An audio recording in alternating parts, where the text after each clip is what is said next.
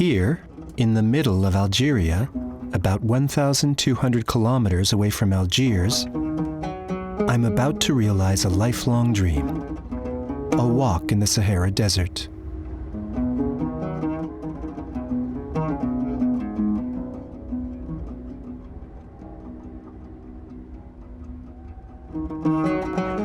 But the desert isn't empty.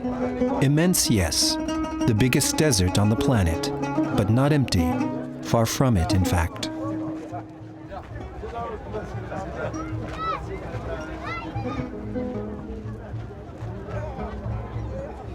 On the road to the Timimoun oasis, I had imagined I would be in the middle of nowhere. Instead, I find myself in the middle of some sort of ceremony.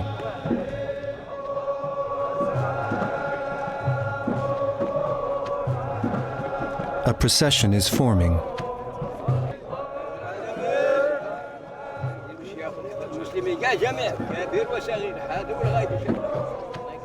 I wonder why so many people are meeting in the middle of the desert.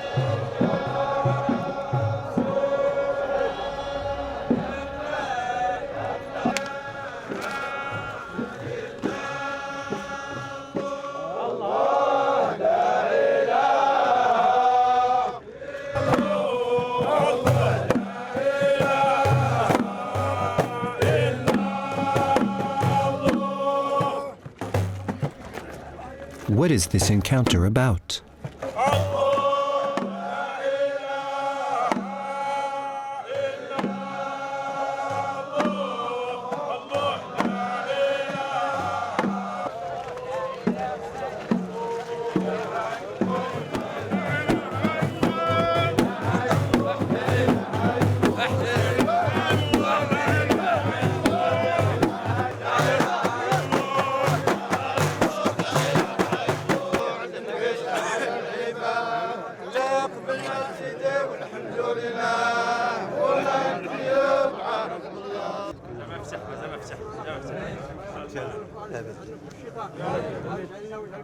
واسألك اللهم يا مبدئ يا معيد دوام الرعاية والتأييد لحكامنا المسلمين المجتهدين في شرائع الإسلام اللهم انصرهم انصر علماءهم. And why is this tomb freshly whitewashed?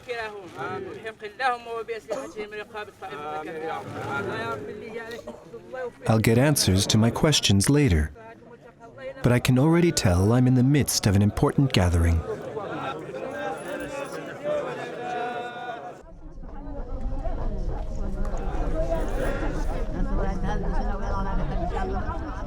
In the Berber cultural tradition, a traveler is always made welcome.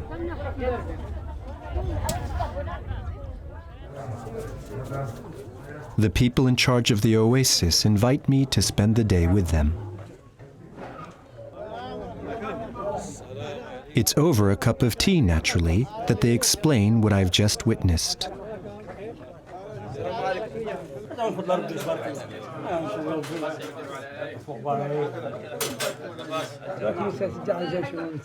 Every oasis has a zawiya, a little house, just like this one, reserved for guests, where we can have a cup of tea, eat, and even sleep. This celebration, which takes place once a year, is a very special event for us. The celebration forms a circle around the desert, always ending in Timimoun, during a period of time determined by the lunar calendar. The dates of our visit to each oasis are planned well ahead of time, so that everyone can best prepare for the arrival of the guests.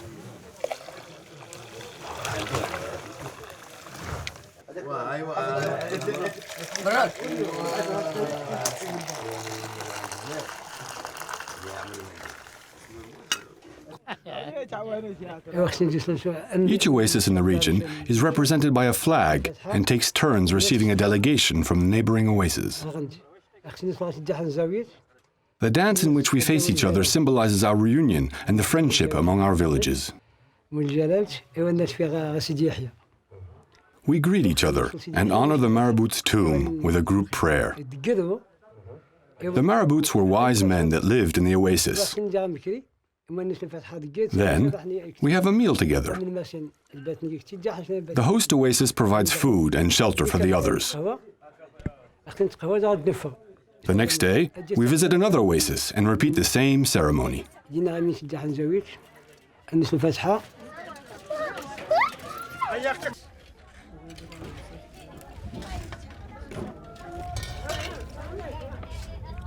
I didn't notice it right away because washing the dishes in water after a meal is so commonplace. But then I remembered I was in the middle of the desert. What a surprise then to see a pipe sticking out of the ground from which fresh, clean water flowed.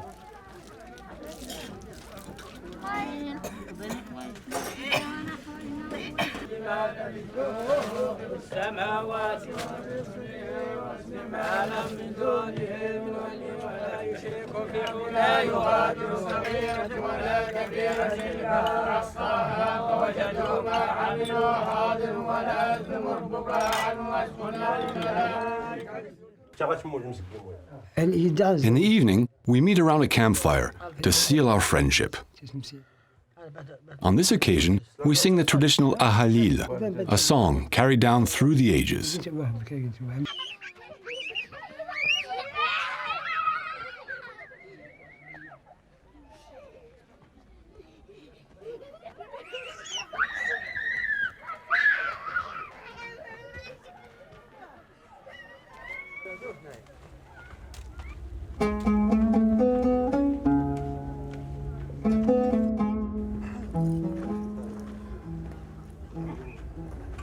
The nearly constant presence of water today intrigues me.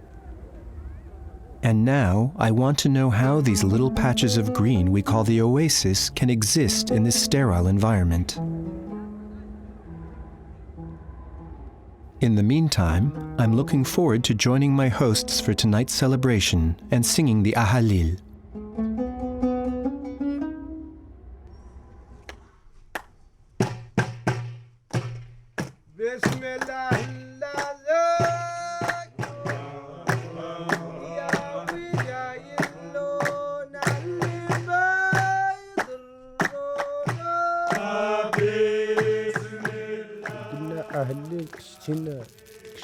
The ahalil is irrevocably linked to the region of Gurara. It was born with the first oases.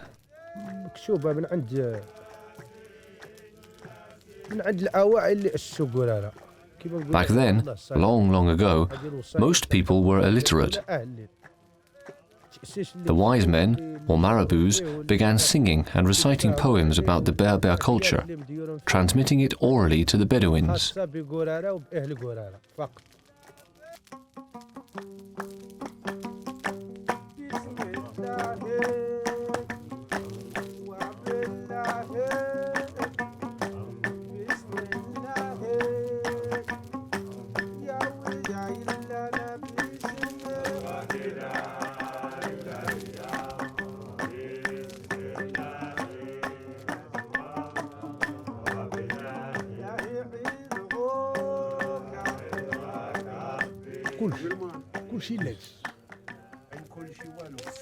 That's what the songs are about.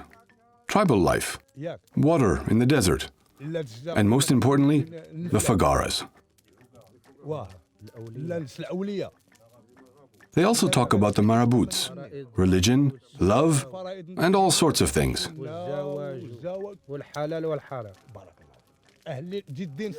When the tribes got together, the ahalil allowed them to communicate more easily. They could get different messages and points across indirectly in a very non-confrontational manner. The ahalil is singing,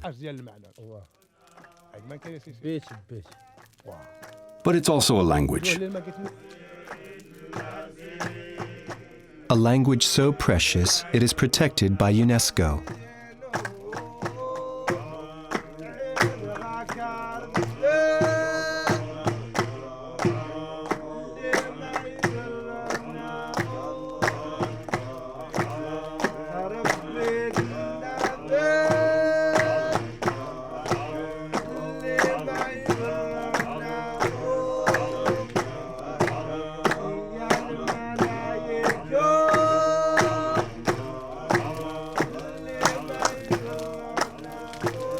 The almost hypnotic rhythm of the songs lasts late into the night, putting me at great peace on my first night in the Sahara.